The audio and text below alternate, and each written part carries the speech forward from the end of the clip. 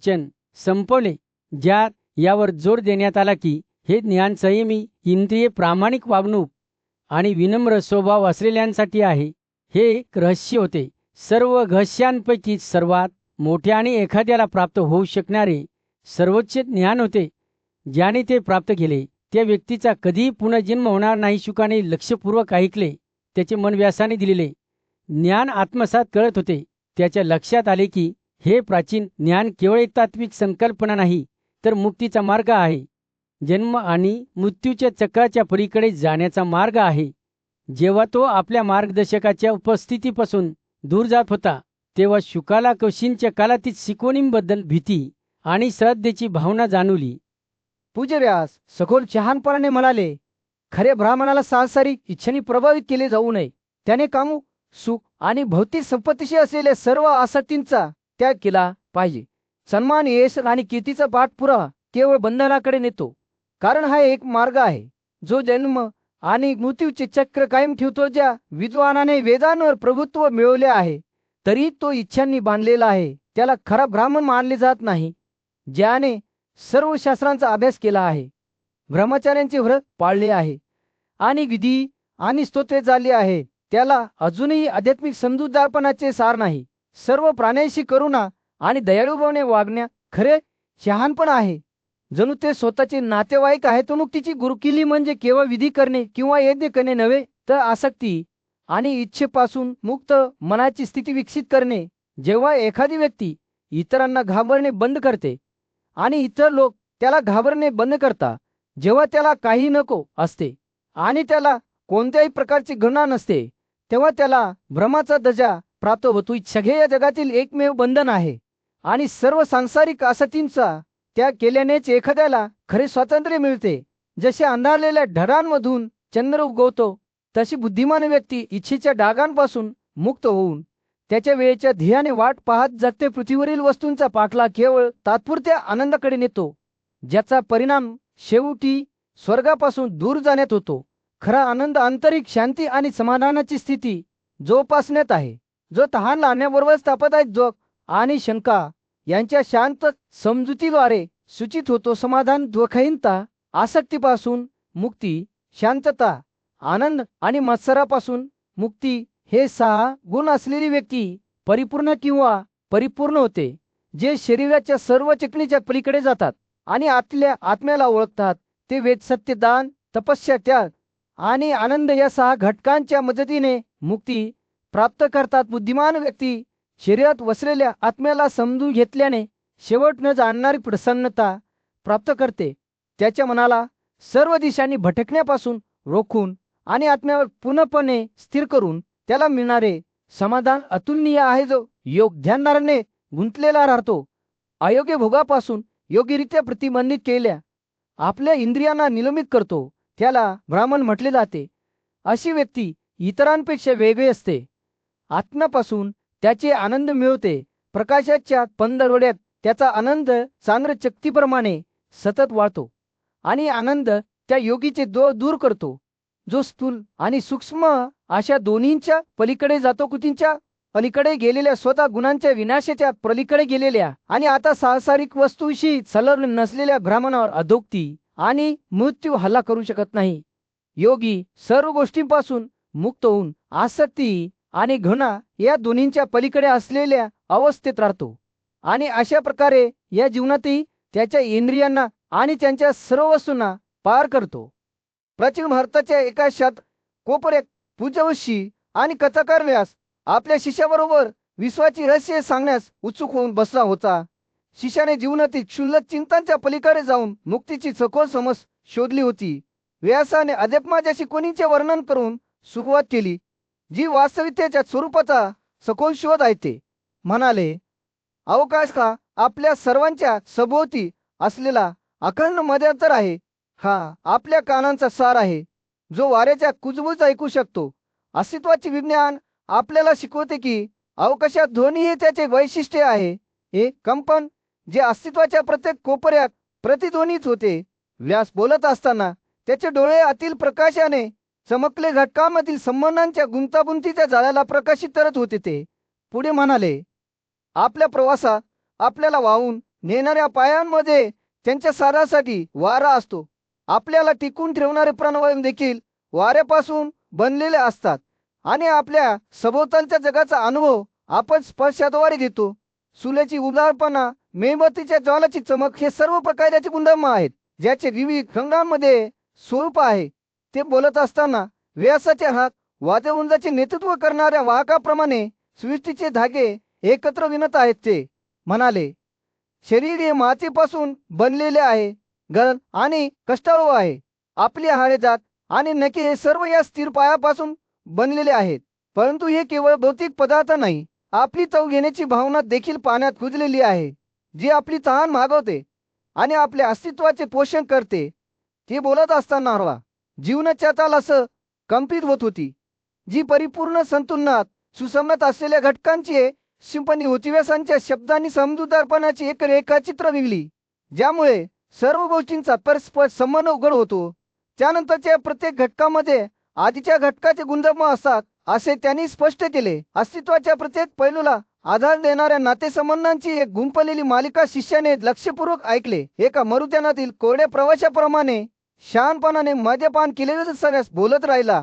तसतशी खुली विस्तारित होत गेली. चेतनेचा एक विशाल विस्तार होत गेला.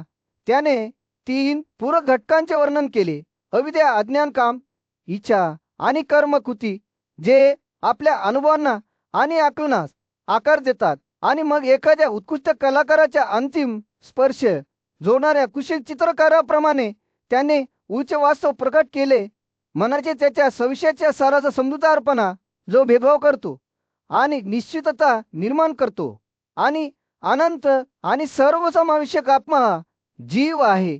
त्याचा आवाज एका कुजबुजाच्या अतिवर होता. व्यास मनाला शरीराशी निगडीत आणि कृतींच्या परिणामाने बांधलेला वैयक्तिक आत्मा, परंतु ज्यांना प्राण्यांच्या संपूर्ण समूह दान नसलेला दिसतो. जरी या सर्व घटकांना त्यांच्या सालासाठी वेळ मिळाला असला, तरी त्यांना कधी चुकांमुळे प्रभावित झालेल्या कृतींची पुनरावृत्ती करावी लागत नाही. व्यासाने बोलणे संपल्यावर खोली उघडली. आपल्या प्रतिष्ठित शिष्यांच्या उपस्थितीत पूज्य घोषीव्यास यांनी आत्म्याचे सखोल रहस्य उघड करण्यास सुरुवात केली.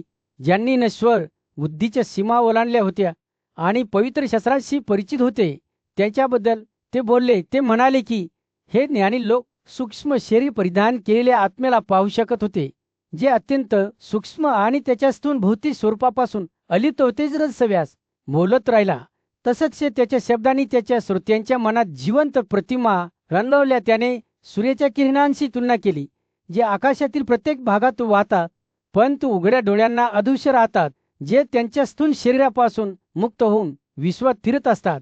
ज्याप्रमाणे या सौर किरणांचे अस्तित्व केवळ कारणास्तव समजू शकते, त्याचप्रमाणे या मुक्त आत्म्यांच्या अस्तित्वाची जाणीवही होऊ शकते. त्यानंतर कोशींनी स्पष्ट केले की इंद्रिये तबलेली आणि ज्ञानाने भरलेले हृदय असलेला योगी स्थूल शरीरातील आत्म्याला त्याच्या प्रतिकृतीमध्ये कसे पाहू शकतो. हे खाली स्थिर पाण्यात प्रतिबिंबित होणाऱ्या सूर्याच्या तेजस्वी शक्तीला पाहण्यासारखे होते.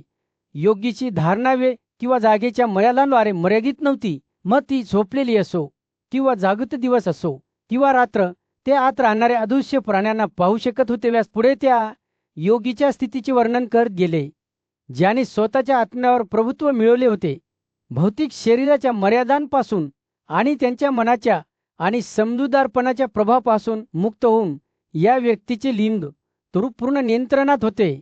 त्यांचे जीव किंवा जीवनशक्ती सर्व आनंदाच्या प्रदेशांमध्ये क्षेक आणि मृत्यूपासून मुक्तपणे फिरत होतीशी त्या लोकांबद्दलही बोलले, ज्यांनी अद्याप त्यांच्या मनाचा आणि समजूतदारपणाचा प्रभाव पाहत केला नव्हता. ते म्हणाले की या व्यक्ती त्यांच्या स्वप्नातील दुसऱ्याच्या शरीरापासून स्वतःचे शरीर ओळखू शकत होत्या. आनंद आणि वेदना दोन्ही अनुभवत होत्या. त्याचे मन गाज आणि तमांच्या गुणांनी झाकलेले होते. ते आत्म्याला त्याच्या सूक्ष्म स्वरूपात पाहू शकत नव्हते. उलट ज्यांनी परमात्म्याचे ज्ञान मिळवण्याच्या उद्देशाने योगशास्त्रासाठी स्वतःला समर्पित केले होते, ते अदृश्य लीन शरीर आणि कण शरीर पाहू शकत होते, जे सार्वत्रिक विनाशाच्या स्थितीतही राहिले होते. वशींनी नमूद केले की ही समर्थ छंदोग्य उपनिषदा शांडिल्याने मांडलेली होती, जो सर्वांचा पूज्य ग्रंथ आहे. अखेरीस व्यासाने आपल्या शिष्यांना ही सखोल समज प्राप्त करण्याचा मार्ग सांगितला. एखाद्याने प्रथम 7 सूक्ष्म अस्तित्व समजून घेतले पाहिजेत इंद्रिये मनाची वस्तू, मन समजूतदारपणा, मात अप्रकट किंवा प्रकृती आणि पुरुष. त्यानंतर एखाद्याने विश्वाचे सर्वोच्च कारण त्याच्या 6 गुणधर्मासह समजून घेतले पाहिजे. सर्व ज्ञान, समाधान, अमर्याद आकलन, स्वातंत्र्य, शाश्वत जागृती आणि सर्वशक्तिमान ताकीस. व्यासाने असा निष्कर्ष काढला की ज्यांनी या मार्गाचे अनुसरण केले होते ते पवित्र शास्त्रांवर मार्गदर्शित उच्च ब्रह्माला पाहू शकतात. त्यांचा आत्मा, जो आता भौतिक जगाच्या मर्यादांपासून मुक्त झाला आहे. प्रत्येक मनुष्याच्या हृदयात इच्छा नावाचे एक आश्चर्यकारक झाड असते.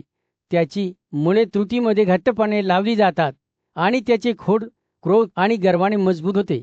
या झाडाचे पोषण अज्ञानाने केले जाते, जरपणाच्या पाण्याने भरलेले असते आणि मसाराने छायांकित केले जाते.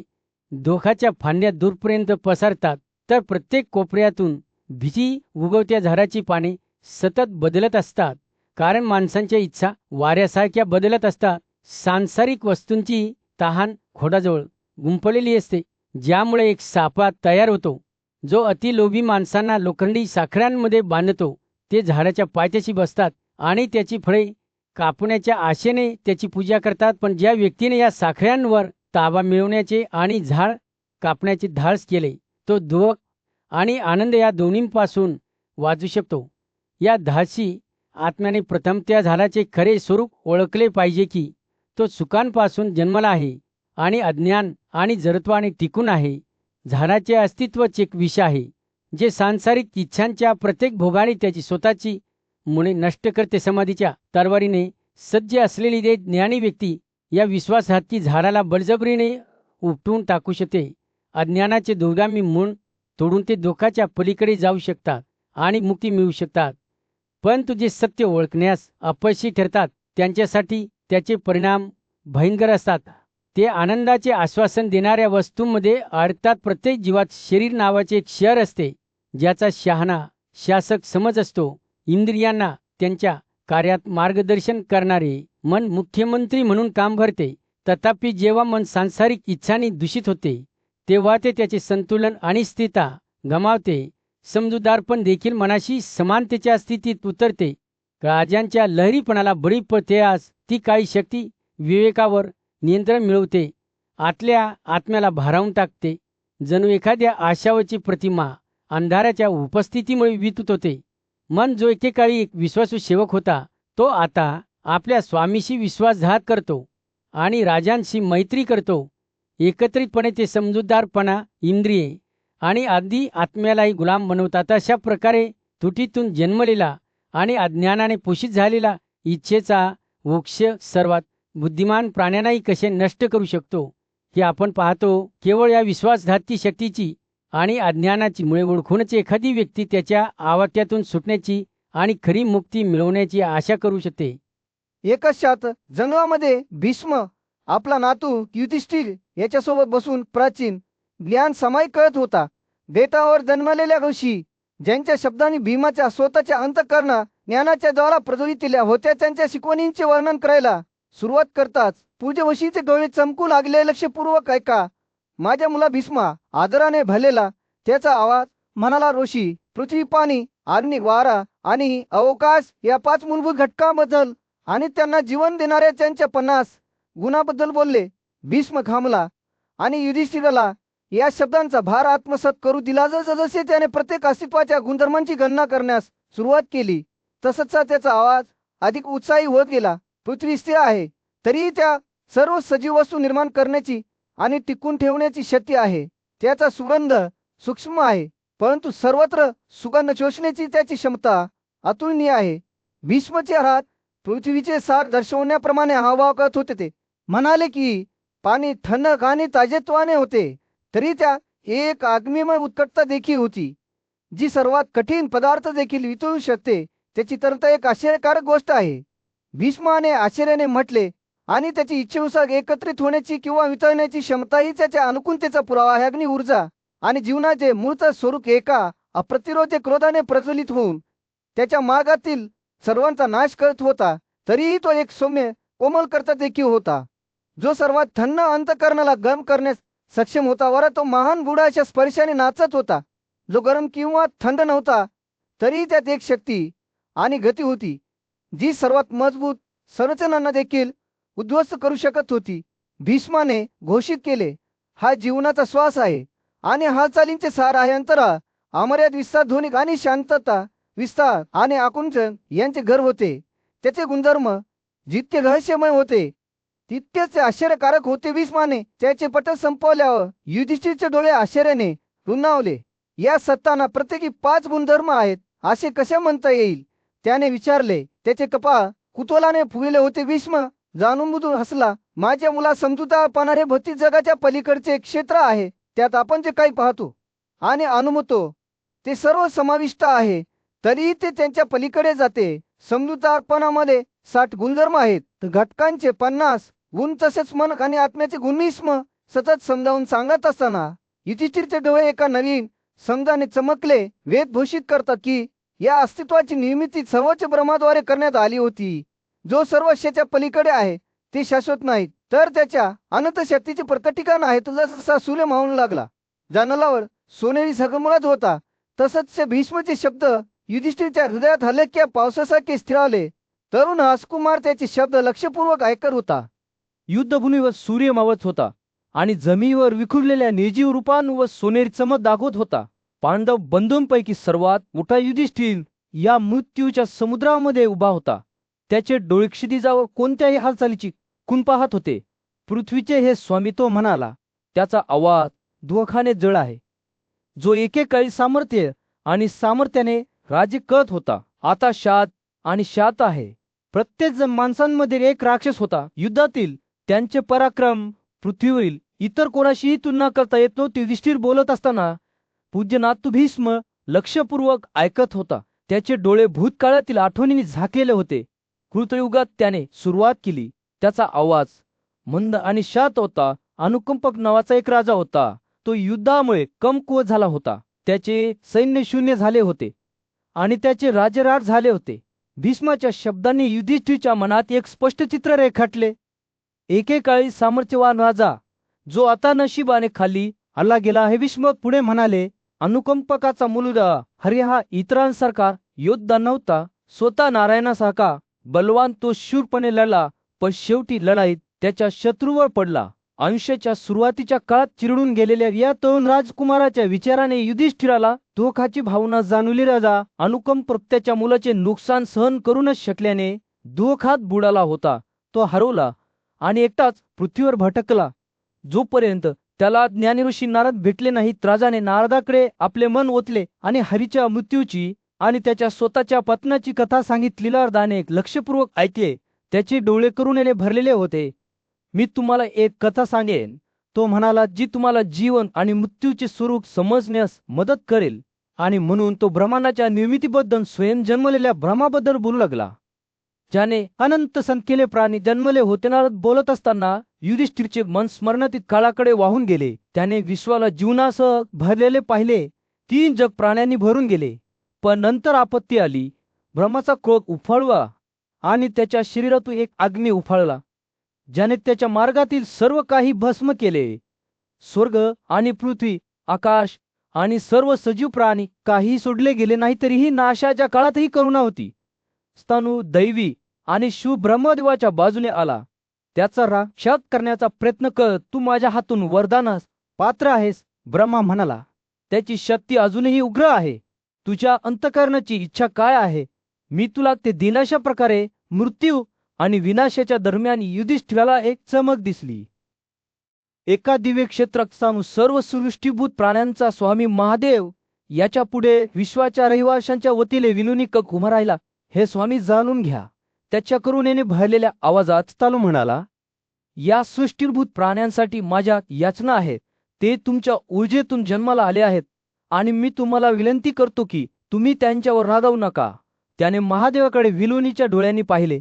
त्याचे शब्द विश्वात प्रतिध्वनित होत होते. महादेवाची प्रतिक्रिया शांत आणि संयमी होती. मला राग येत नाही.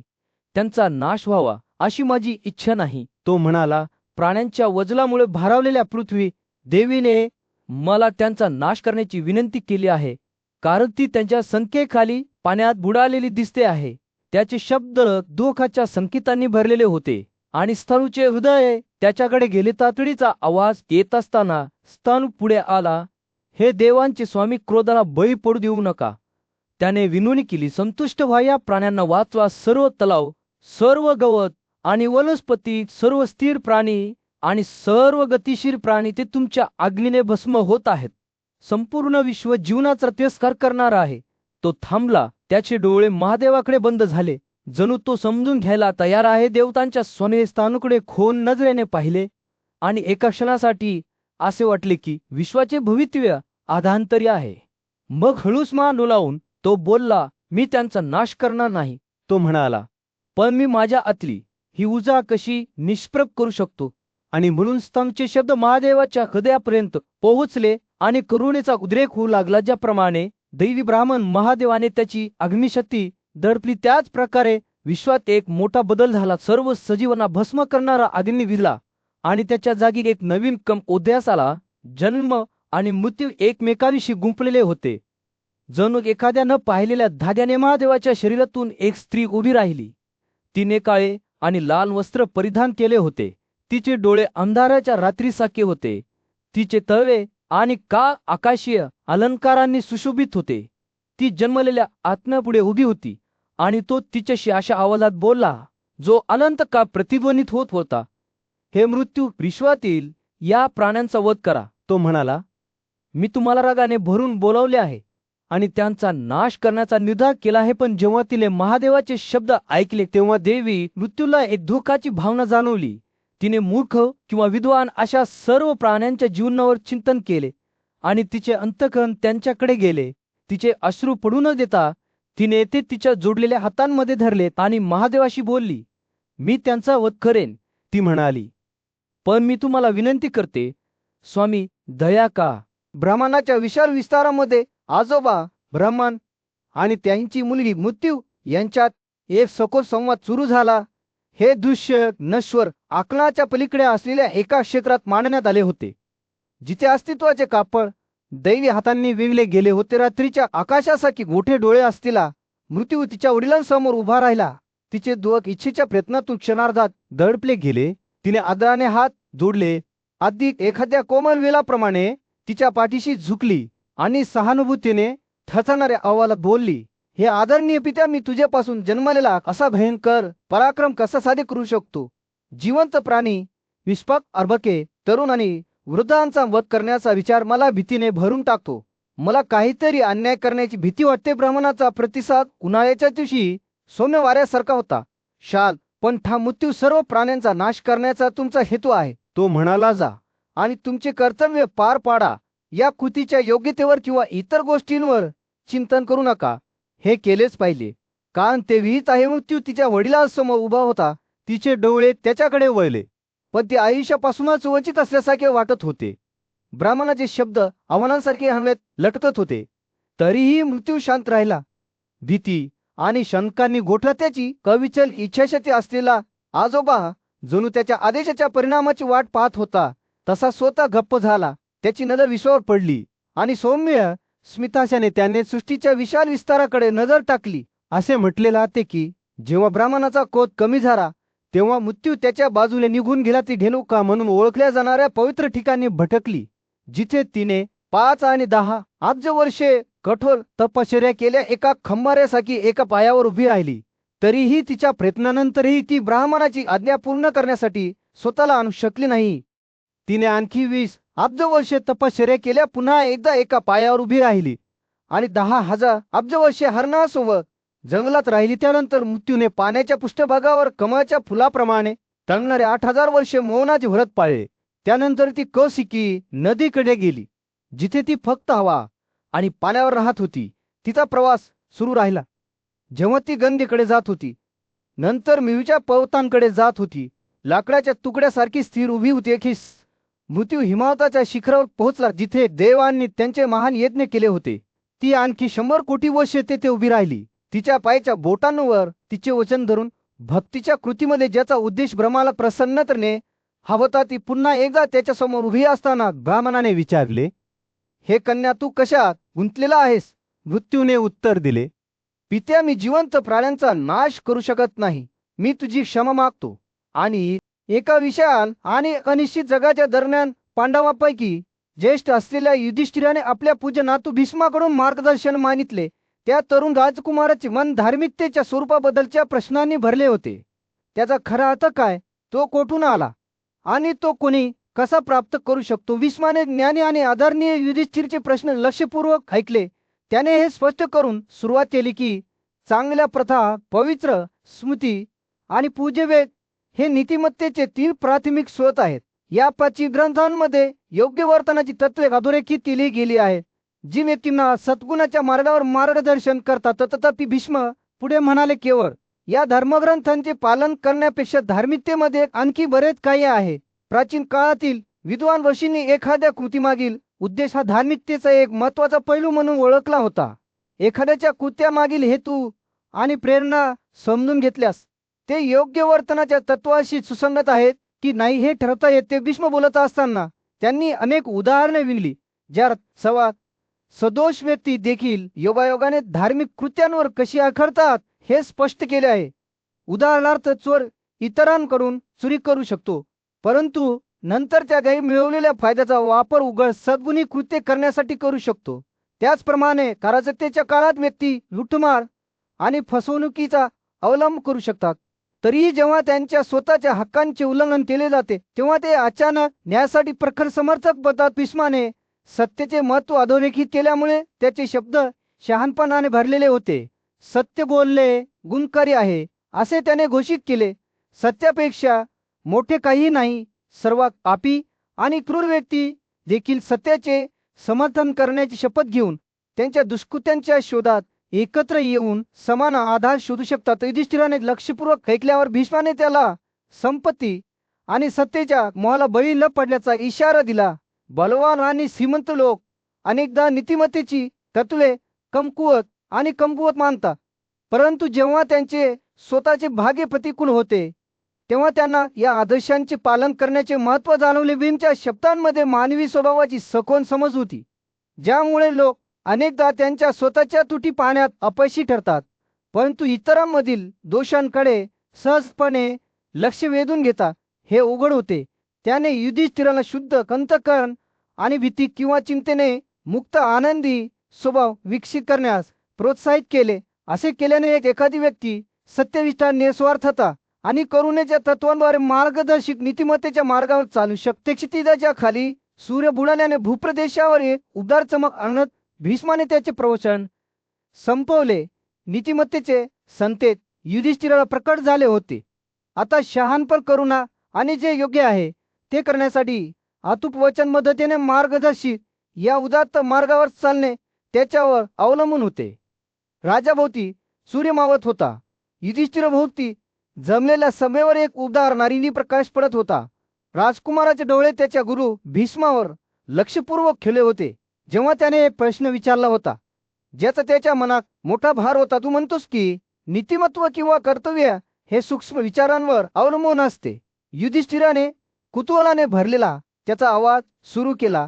तो असंख्य कृतींच्या निर्बंधांनी भरलेला आहे आणि त्याचे संकेत वेदांमध्ये आहेत. तो थांबला. त्याच्या कपाळावर विचाराची उधळण झाली.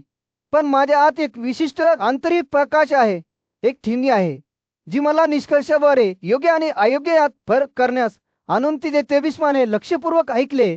युधिष्ठिराने पुढे जावे म्हणून त्याने मान डोलावली तेव्हा त्याचे भाव वाचण्यात उगे नव्हते. राजकुमाराचे शब्द नदीसारखे वाहू लागले. प्रत्येक वाक्य शेवटच्या वाक्यावर उभे राहिले. मी आज तुम्हाला बरेच प्रश्न विचारले आहेत, पण एक अनुत्तरित आहे. केवळ शास्त्रांचे वाचन करून धोकाच्या ऋतूंबद्धचे कर्तव्य कसे निश्चित केले जाऊ शकते? भीष्म पुढे झुकला. त्याचे डोळे युधिष्ठिराकडे खेळले. त्याचा आवाज मोजता आणि जाणून बुजून त्याने उत्तर दिले. चांगुलपणाची कृत्ये तुम्ही म्हटले आहे की नीतिमत्व आहे, पण चांगुलपणा म्हणजे काय ते आपण कसे परिभाषित करू शकतो? यामुळे वर्तुळात युक्तिवाद होत नाही का? जिथे आपण आपल्या स्वतःच्या कृतींचे समर्थन करण्यासाठी चांगल्या मानल्या जाणाऱ्या लोकांच्या कृतीवर अवलंबून असतो. भीष्मच्या शब्दांची गुंतागुंत समजून घेत असताना युधिष्ठिरचे डोळे समजूतदारपणाने चमकले. त्याने विचारपूर्वक मान डोलावली.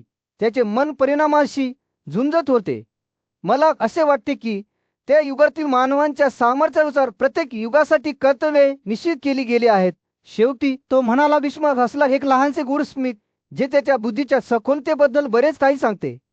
जेव्हा वेदांमधील सर्व घोषणा सर्व युगांना समानपणे लागू होत नाहीत, तेव्हा वेदांमधील घोषणा सत्य आहेत असे म्हणणे हा केवळ लोकांच्या समाधानासाठी वापरण्यात येणारा भाषणाचा एक लोकप्रिय प्रकार आहे. जसा सूर्य शिथिलाच्या खाली बुडत होता, सभेला ते सौम्य गोधूळ चमकवत होता.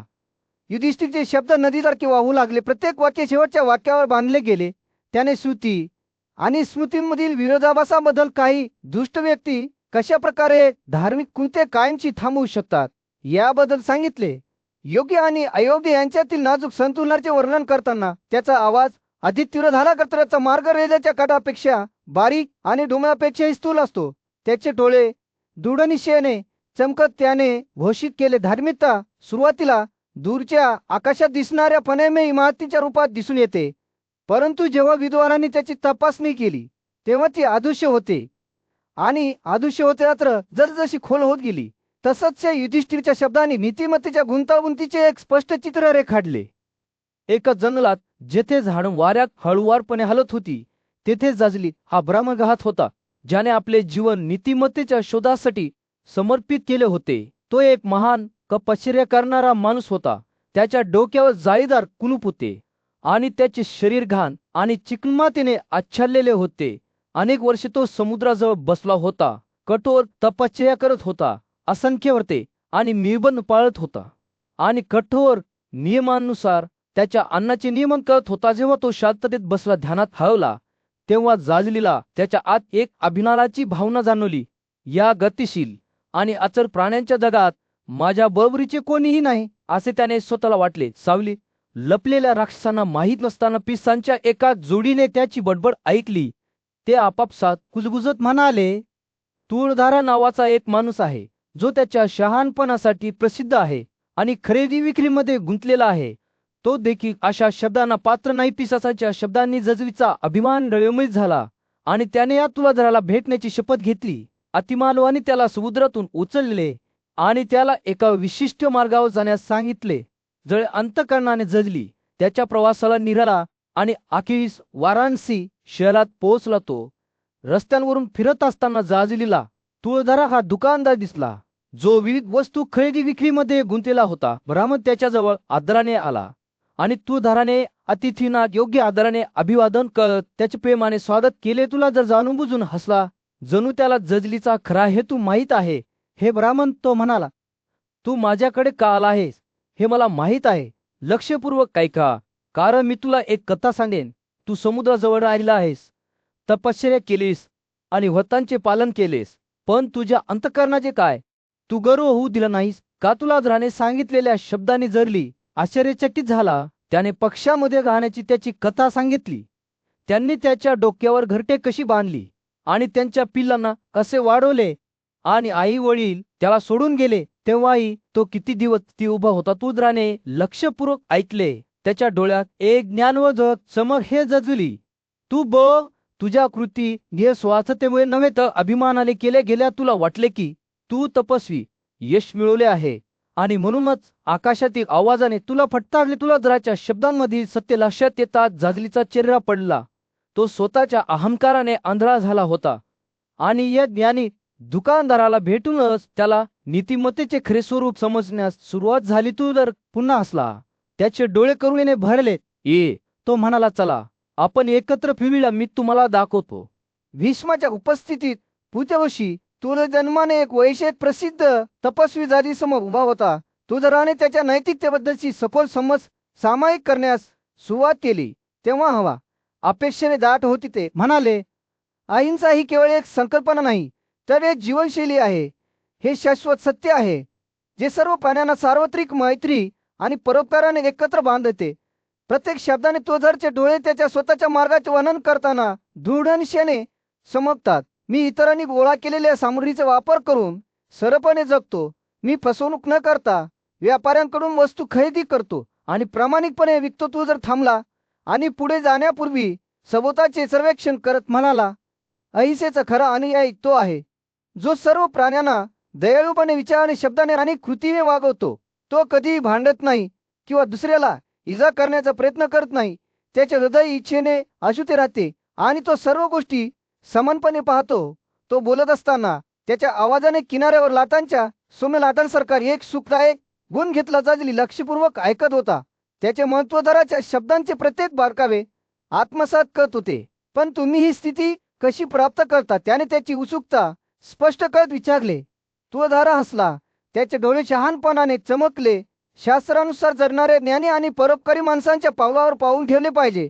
हा मूळिक अंतकरणाचा मार्ग नाही, तर ज्यांनी त्यांच्या इंद्रियांना वश केले आहे आणि ज्ञानाने मार्गदर्शन केले आहे त्यांच्यासाठी आहे. जसा सूर्य मावळू लागला त्या दिवसावर एक उपनाद चणक आणत तुलादारांच्या शब्दांनी तातडीची भावना घेतली.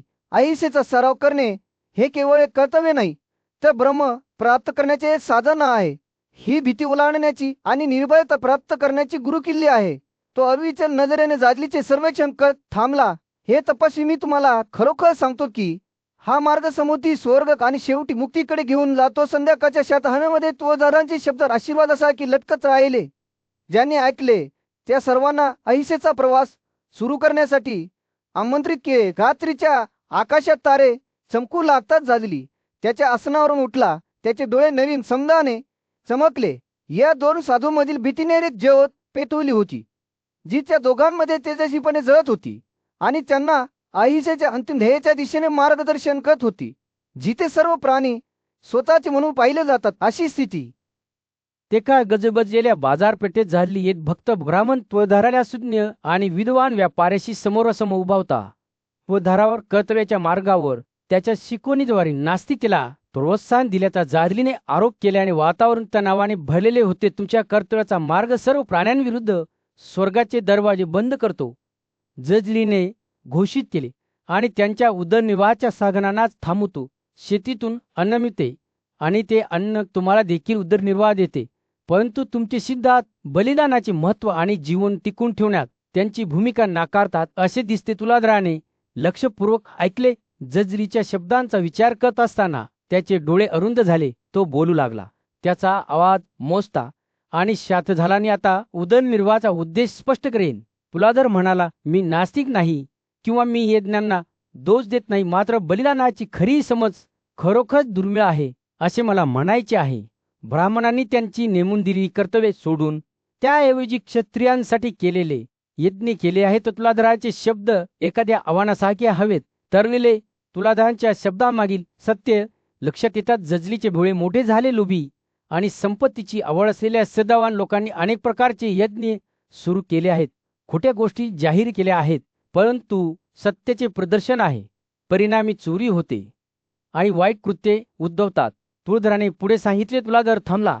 त्याची नजर जाजलीच्या संरक्षणात घुसली. हे माहीत असले पाहिजे की केवळ धार्मिक मार्गाने मिळवलेले यज्ञच देवांना संतुष्ट करू शकतात. ते म्हणाले, शास्त्रांमध्ये भरपूर संकेत आहेत की देवतांची पूजा, व्रत, अग्नीवर ओतले जाणारे नैवेद्य, वेदाचे पठण किंवा जप आणि वनस्पती आणि आष्टी वनस्पतींनी पूर्ण केली जाऊ शकते. तुळधार बोलत असताना जाजलीची अभिव्यक्ती नरम झाली.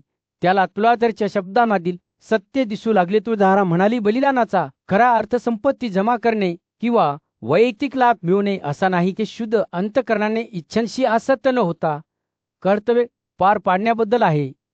धर्मग्रंथ आपल्याला शिकवता की यज्ञातून संतती आकाशातून स्वच्छ पाण्यासारखी उगम पावते. तुळधारांच्या शब्दांनी जाजलीच्या मनात एक स्पष्ट चित्र रेखाटले. तुळधार म्हणाला, पूर्वीच्या काळात यज्ञासाठी प्रामाणिकपणे समर्पित असलेले लोक त्यांच्या सर्व इच्छा पूर्ण करण्यासाठी त्यातून मिळवत असत.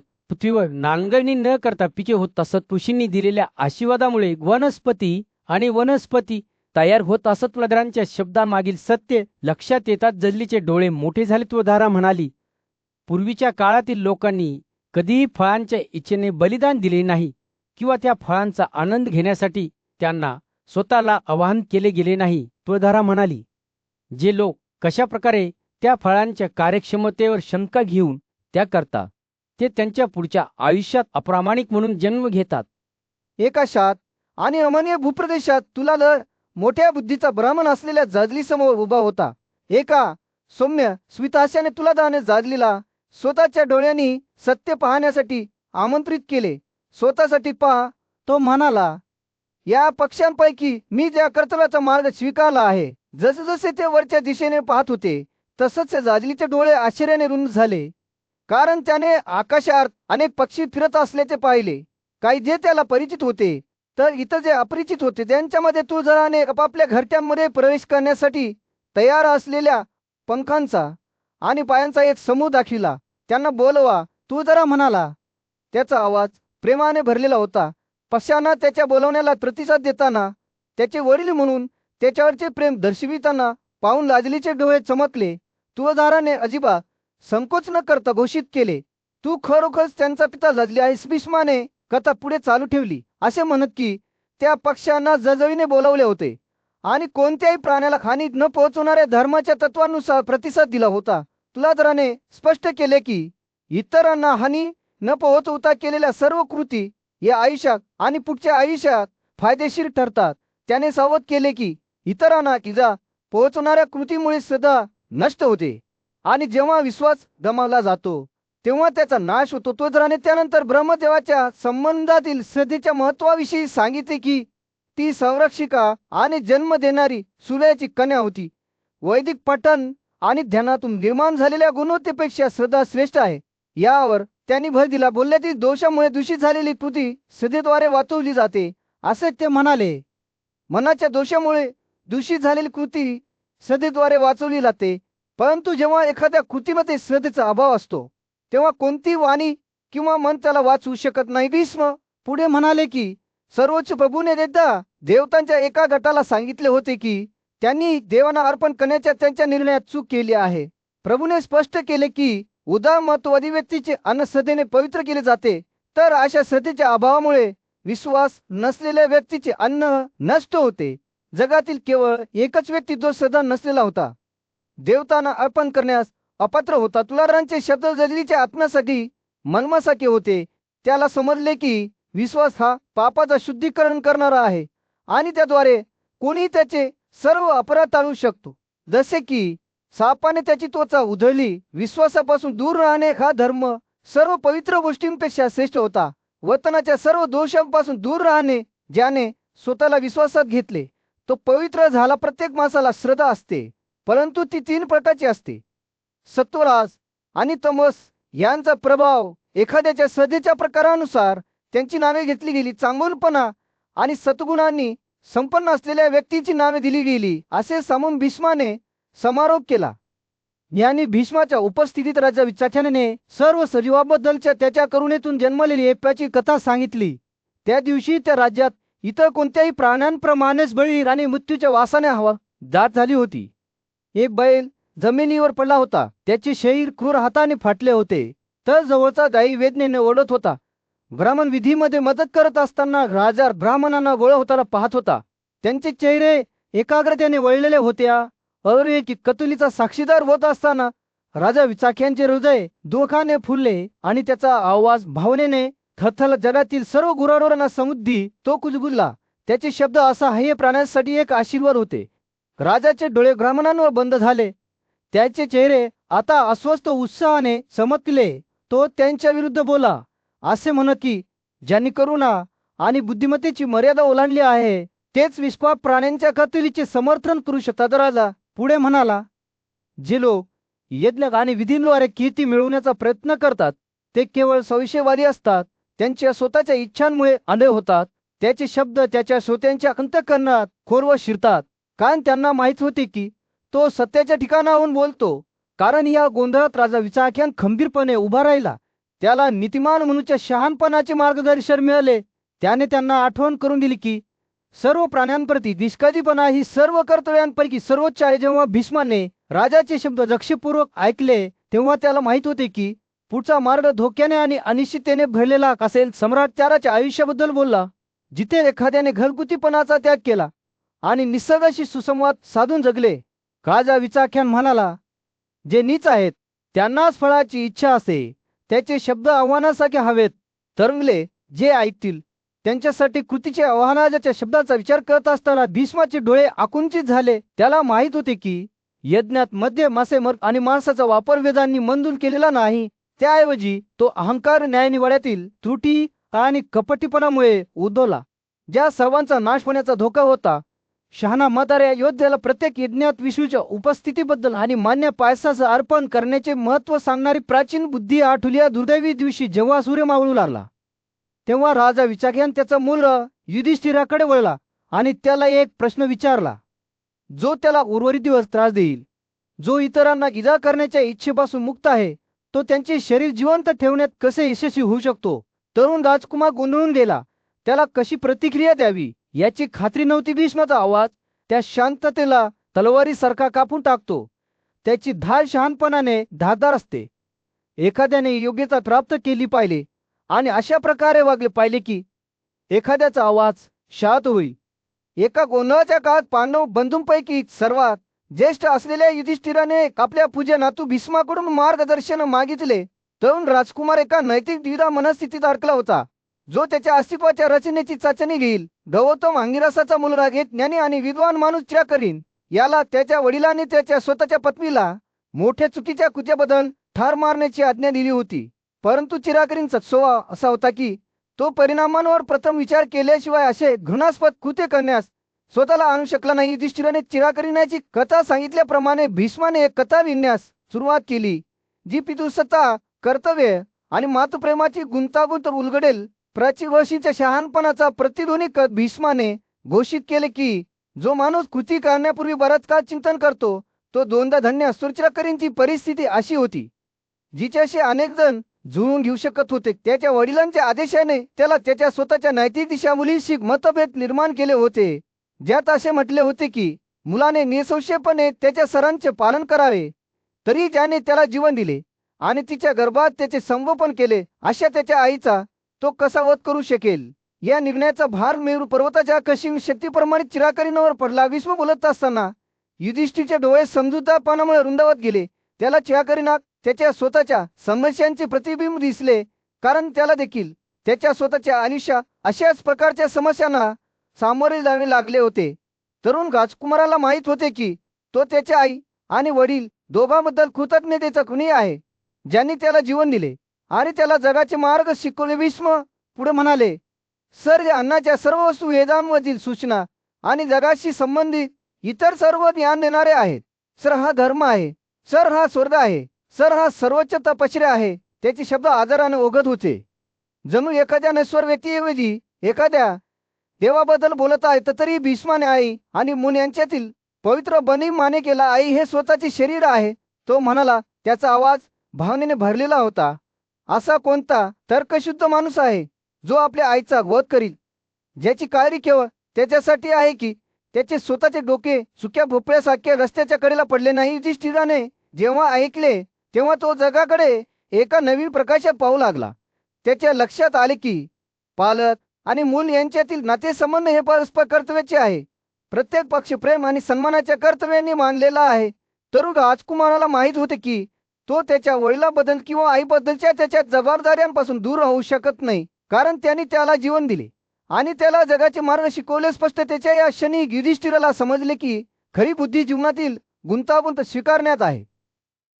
एका गोंधळलेल्या मेळाव्यात नीतिमान राजा युधिष्ठिराने त्याची पूज्य नातू भीष्माला एक सखोल प्रश्न विचारला. न्याय आणि करुणा यांच्यातील नाजूक संतुलनावर मार्गदर्शन मागत त्याने विचारले, कोणाची हानी न करता राजा आपल्या प्रजेचे संरक्षण कसे करू शकतो? भीष्म त्याच्या चेहऱ्यावर शहाणपण कोरलेले असताना, न्यायिक राजा द्युमत सेन याची एक प्राचीन कथा आणि राजकुमार सत्यवतशी त्याने केलेले संभाषण सांगण्यास सुरुवात केली. राजकुमाराने असे शब्द बोलले होते ज्यामुळे त्यांच्या चर्चेचा मार्ग बदलेला. कधी कधी नीतिमत्व हे अन्यायाचे रूप घेते आणि अन्याय हे नीतिमत्तेचे रूप धारण करतो. हत्या करणे हे नीतिमत्व असणे अशक्य आढळून जरी सुरुवातीला खात्री पटली नसली तरी त्याला सत्यवताच्या शब्दांनी पटवून दिले.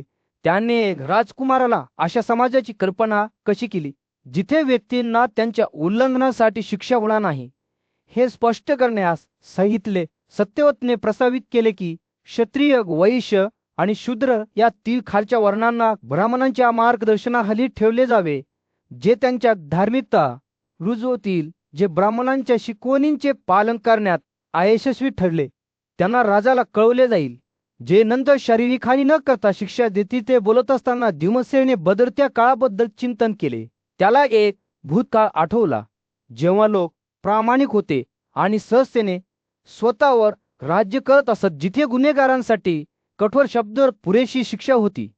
तथापि त्यांच्या सध्याच्या युगात दुष्टपणाचे प्रमाण इतके वाढले होते की मृत्यूची शिक्षा देखील आवश्यक मानली जात होती. सत्यवत पुढे म्हणाले, जर तुम्ही या दुष्टांची कत्तल न करता सुधारणा करू शकत नसाल तर त्यांचा नाश करण्यासाठी त्या का चांगल्या राजांनी त्यांच्या प्रलेस शिक्षा करण्यात आनंद घेऊ नये, तर निर्भयता आणि प्रामाणिकपणाचे वातावरण निर्माण करण्याचा प्रयत्न करावा, यावर त्यांनी भर दिला. असे केल्याने ते इतरांसाठी एक उदाहरण ठरेल. जशी चर्चा सुरू झाली तसंच से दिमतसेल यांनी या विषयावर स्वतःचे विचार मांडले. त्यांचा असा विश्वास होता की जोपर्यंत नीतिमत्तेचे अडथळे कायम तोपर्यंत समाज सुसंवादाने काम करू शकेल. तथापि ज्यांनी या सीमाचे उल्लंघन केले त्यांना जर मृत्यूदंडाची शिक्षा दिली नाही तर समाजाची रचना उरवायला सुरुवात होईल. जेव्हा सत्यवतने देवमसेनाला या विषयावरील त्यांच्या पूर्वीच्या चर्चेची आठवण करून दिली तेव्हा संभाषण पूर्णत्वात आले. चांगल्या राजांनी इतरांवर राज्य करण्याचा प्रयत्न करण्यापूर्वी स्वतःला कसे नियंत्रित केले पाहिजे आणि गुन्हा आणि त्याच्या परिणामांचा काळजीपूर्वक विचार केल्यानंतर शिक्षा दिली जावी याबद्दल ते बोलल्याप्रतिम कथेत आपल्याला एक कालातीत शहाणपण आढळते. न्याय आणि करुणा यांच्यातील संतुलन जिथे शिक्षा हा स्वतःच अंत नसून सामाजिक सलोखा राखण्याचे साधन असते. युधिष्ठिर जेव्हा भीष्मांचे पठण लक्षपूर्वक ऐकत होता तेव्हा त्याने बहुधा त्यांच्या शब्दांच्या स्वतःच्या राजवटीतील परिणामांचा विचार केला. ज्याने देवदूतांना मार्गदर्शन केले त्याच संतुलनासह आणि शहाणपणाने राज्य करण्याचा प्रयत्न केला. हस्तिनापूरच्या राजावर सूर्य मावळत होता. गर्दीच्या रस्त्यांवर एक उबदार नारिंगी प्रकाश पडत होता. पांडव बंधूंपैकी सर्वात मोठा युधिष्ठिर त्याचे ज्ञानी आणि आदरणीय आजोबा भीष्म यांच्या चरणी बसला होता. तरुण राजकुमार धर्माच्या गुंतागुंतीवर विचार करत होता, जी जीवनाच्या प्रत्येक पैलूला मार्गदर्शन करणारी प्राचीन हिंदू परंपरा होती. आजोबा युधिष्ठिर म्हणाला, तुम्ही मला योगाच्या मार्गाबद्दल शिकवले आहे, जो 6 सुप्रसिद्ध गुणांकडे नेतो. पण मला सांगा, आनंद आणि मुक्ती या दोन्हींकडे नेणाऱ्या धर्माचे स्वरूप काय आहे? या 2 मार्गापैकी कोणता मार्ग श्रेष्ठ आहे? भीष्म हसला. त्याचे डोळे शहाणपणाने चमकले. तो म्हणाला, दोन्ही कर्तव्ये अत्यंत भाग्यवान आहेत. तो म्हणाला, दोन्ही पूर्ण करणे अत्यंत कठीण आहे, परंतु दोन्ही उच्च फळाकडे नेता. मी सध्या तुम्हाला त्या दोन्ही कर्तव्य पद्धतींच्या अधिकृततेवर त्यांच्या खऱ्या महत्त्वाबद्दलच्या तुमच्या शंका दूर करण्यासाठी बोलणार आहे. जेव्हा भीष्माने बोलण्यास सुरुवात केली तेव्हा प्राचीन ज्ञानाचे धागे एकत्र मिळून एक कथा चित्रपटासारखी उलगडत गेली. त्याने कपिल या महान ऋषींची कथा सांगितली, ज्याला एकदा राजा नहुषाच्या हातून वधासाठी नेमलेल्या गायीचा सामना करावा लागला होता. पिलचे शब्द उन्हाळ्याच्या दिवशी सौम्य वाऱ्यासारखे होते. अरे रे, हे वेद! तो आश्चर्यचकित झाला. जर वेद योग्य असतील तर ही इतर कर्तव्ये कुठून आली, जे सर्व प्राण्यांसाठी निरुपद्रवी आहेत? गायीच्या रूपात प्रवेश केलेल्या शुमरास्मी या ज्ञानी ऋषीने उत्तर दिले, तपश्चर्येसाठी समर्पित आणि बुद्धीने संपन्न असलेले लोक वेदातील आदेशांना स्वतः देवाचे शब्द मानतात. वेदामधील मजकुराबद्दल कोणी काय म्हणू शकेल? जेव्हा ते सर्वोच्च व्यक्तीचे शब्द आहेत, तुझी प्रतिक्रिया एका सुखदायक मर्मासारखी होती. मी वेदांवर टीका करत नाही, मी त्यांचा अपमान म्हणून काही बोलू इच्छित नाही. जीवनाच्या विविध पद्धतीसाठी निर्धारित केलेल्या कर्तव्याचे वेगवेगळे मार्ग एका ध्येयाकडे नेतात. जसे भीष्माने आपले प्रवचन चालू ठेवले, कथा अधिक सखोल होत गेली, ज्यामुळे बलिदानाची गुंतागुंत आणि वैदिक परंपरेतील त्याचे स्थान उघड झाले. शुमरास्मी बलिदानाच्या 17 अवयवांबद्दल बोलली. शुद्ध लोणी, दूध, दही, शेण, त्वचा, केस, शिंगे, खूर आणि बरेच काही, ज्याने एकत्रितपणे विधी टिकून ठेवले. या गोष्टी बलिदानाच्या कार्यासाठी तयार केल्या गेल्या आहेत. शुमरास्मी म्हणाली, अशा प्रकारे प्राचीन काळातील सर्व माणसे बलिदानाच्या कार्यात स्वतःला गुंतवून ठेवतात, आणि जे लोक आसक्ती किंवा बक्षिसाची अपेक्षा न करता यत्न करतात ते कोणत्याही प्राण्याला इजा पोहोचवत नाहीत किंवा कोणत्याही गोष्टीबद्दल शत्रुत्व बाळगत नाहीत. अशा प्रकारे भीष्मच्या शब्दांनी बुद्धीची हे समुद्र रेखाचित्र विली, ज्याने युधिष्ठिराला धर्माच्या मार्गावर मार्गदर्शन केले. एका शांत जंगलात त्याच्या भोवती जमलेल्या ऋषींच्या सभेला संबोधित करताना त्याचे डोळे शहाणपणाने चमकत उभे होते. पहा, तो म्हणाला, सांसारिक इच्छांचे क्षणभंगूर स्वरूप कृतींद्वारे जे काही साध्य करता येते ते केवळ तात्पुरते आणि अल्पकालीन आहे. तरीही ज्यांनी ज्ञानाच्या मार्गाने संयम आणि शांतता स्वीकारली आहे त्यांनी विरोधांच्या प्रभावाला मागे टाकले आहे. ते कमतरतेच्या बंधनापासून मुक्त आहेत आणि शहाणपण धारण करतात. सभेमध्ये आयुष्यातील रहस्यांबद्दलच्या अंतर्दृष्टीसाठी प्रसिद्ध असलेले ऋषी शुमास्मी होते. ते कपिलच्या शब्दांना प्रत्युत्तर देण्यासाठी उभे राहिले. जर खरोखरच हा संपादनाचा सर्वोच्च उद्देश असेल तर आपण त्याची व्यवहार्यता तपासूया. घरगुती जीवनशैलीशिवाय दुसरा कोणताही मार्ग शक्य होत नाही. ज्याप्रमाणे सर्व प्राणी उदरनिर्वाहासाठी त्यांच्या मातांवर अवलंबून असतात, त्याचप्रमाणे इतर 3 जीवन पद्धती देखील घरगुतीपणावर अवलंबून असतात. घरगुती जीवन जगणारा गृहस्थ त्याग करतो आणि तपश्चर्या करतो आणि या कृत्यांद्वारेच एखाद्याला मुक्ती मिळू शकते. पिलाने शुमारास्मीचे शब्द लक्षपूर्वक ऐकले. त्याची अभिव्यक्ती विचारशील होती. त्याने नंतर उत्तर दिले, जर कृती करणे बंधनकारक असेल तर बुद्धिमत्तेच्या माणसासाठी विविध विधी आहेत. दशम, पूर्णमास, अग्निहोत्र आणि चतुर्मास त्यांच्या आचरणात शाश्वत गुण आहे. तर मग ज्यांनी संन्यासाची जीवनशैली स्वीकारली आहे ते सर्व कृत्यांपासून दूर का राहतात? भ्रमाच्या ज्ञानाद्वारेच ते देवघोषी आणि पित्यांचे कर्ज फेडण्यात यशस्वी होतात. चर्चा सुरू असताना कपिलाने आत्मसंयमाच्या महत्त्वावर भर दिला. एखाद्याने आपले दरवाजे नियंत्रणात ठेवण्याचा प्रयत्न केला पाहिजे. बोलण्याचा अवयव पोट आणि आनंदाचा अवयव एखाद्याने फाशी घेऊन जुगार खेळू नये किंवा दुसऱ्याचे काय आहे ते घेऊ नये. अपमानास्पद जन्माच्या व्यक्तीच्या यज्ञात एखाद्याने मदत करू नये. क्रोधाला मार्ग देऊ नये आणि दुसऱ्याला हाताने किंवा पायाने मारू नये. शुमारास्मीने होकारार्थी मान डोलावली. त्याचे डोळे समजूतदारपणाने चमकले. अशा प्रकारे वागल्याने एखाद्याचा बोलण्याचा अवयव चांगला नियंत्रित होईल. एखाद्याने अन्नापासून पूर्णपणे दूर राहू नये किंवा जास्त खाऊ नये. एखाद्याने लोभ सोडला पाहिजे आणि चांगल्याची साथ शोधली पाहिजे. असे केल्याने एखाद्याचे पोट दर्शविणाऱ्या दारावर योग्य नियंत्रण ठेवण्यात यश मिळतेविषयीची सभा एका क्षणासाठी चिंतनशील शांततेत बसली आणि त्यांनी कपिल आणि शुमारास्मी यांनी दिलेले ज्ञान आत्मसात केले. कृती ज्ञान आणि आत्मनियंत्रण यांच्यातील संबंधांचा शोध घेत त्यांनी अस्तित्वाच्या अगदी हृदयात प्रवेश केला होता. हे स्पष्ट होते. सूर्य क्षितिजाच्या खाली बुडत असताना जंगलाच्या आच्छादनावर एक उबदार नारिंगी प्रकाश टाकत थोशी विखुरले गेले. प्रत्येकजण त्यांच्याबरोबर जीवनाच्या रहस्यांची सखोल समज घेऊन गेला. अशा ताऱ्यांनी सुरुवात केली. प्राचीन भारताच्या पवित्र परंपरेत कपिल या पूज्यऋषींनी आपल्या शिष्यांना सखोल शहाणपण दिले. त्यांनी वेदांच्या अधिकाराची पुष्टी करून सुरुवात केली, जे सत्याच्या सर्व साधकांसाठी अंतिम मार्गदर्शक मानले जात होते. कपिलानुसार या धर्मग्रंथांकडे कोणीही दुर्लक्ष केले नाही किंवा त्यांचा अनादर केला नाही. त्यानंतर कपिलाने सर्व अस्तित्वाला आधार देणारे दैवी तत्व असलेल्या ब्रह्माच्या संकल्पनेचे तपशीलवार वर्णन केले. त्याने स्पष्ट केले की ब्रह्माचे 2 पैलू आहेत, एक ध्वनीद्वारे प्रतिनिधित्व केलेले आणि दुसरे सर्वोच्च जे अमूर्त आणि मानवी आकरणाच्या पलीकडे आहे.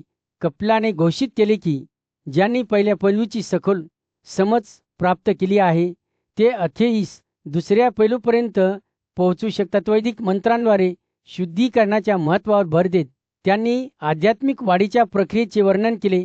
जसजसे वैयक्तिक शरीर त्याच्या अशुद्धतेपासून शुद्ध होते तसंच ब्रह्मदेवाचे ज्ञान प्राप्त करणे योग्य झाले. कपिलाने जोर देऊन सांगितले की धार्मिक कृतींचे अंतिम बक्षीस भौतिक संपत्ती किंवा सांसारिक यश नव्हे तर शुद्ध हृदयाची प्राप्ती आहे. त्यानंतर ऋषी भूतकाळात जडलेल्या लोकांबद्दल बोलले. मानवी वर्तनाच्या सर्वोच्च आदर्शांचे उदाहरण देत या व्यक्तींचे वैशिष्ट्य म्हणजे त्यांची निस्वार्थता, करुणा आणि सांसारिक इच्छांपासून अलिप्तता. त्यांनी त्यांची कर्तव्ये दृढनिश्चयाने पार पाडली. त्यांना मिळालेल्या आशीर्वादाबद्दल कृतज्ञतेची अभिव्यक्ती म्हणून पात्र व्यक्तींना भेटवस्तू दिल्या. पिलाने या पुरुषांचे वर्णन केले की ते परिपूर्ण प्रामाणिकपणा, समाधान आणि ज्ञानाची निश्चितता यांनी संपन्न होते. त्यांचे जीवन दिव्यांसारखे चमकले जे इतरांना अनुसरण्यासाठी मार्ग प्रकाशित करत होते. या व्यक्ती केवळ आदरणीयच नव्हत्या तर दैवी तत्वाचे प्रकटीकरण देखील मानल्या जात होत्या. पिलाने त्याच्या शिकवणींचा विस्तार करत असताना त्याने स्पष्ट केले की पृथ्वीवरील सर्व इच्छांच्या पलीकडे जाणे आणि ब्रह्मासोबत त्याची स्थिती प्राप्त करणे हे अंतिम ध्येय होते. त्याने एक आध्यात्मिक वाढीच्या प्रक्रियेचे वर्णन हळूहळू शुद्धीकरण असे केले, जिथे व्यक्तीची कृती आणि विचार अखेरीस अनंत विस्तारात विलीन होईपर्यंत अधिक परिष्कृत होतात. तर त्यानंतर कशी 4 जीवन पद्धतीविषयी बोलले. घरगुती वन संन्यास, आणि ब्रह्मचर्य या प्रत्येक मार्गाचा समर्पण आणि प्रामाणिकपणे पाठपुरावा केल्यास ब्रह्मासोबत एकतेची स्थिती निर्माण होऊ शकते. कपिलाने यावर जोर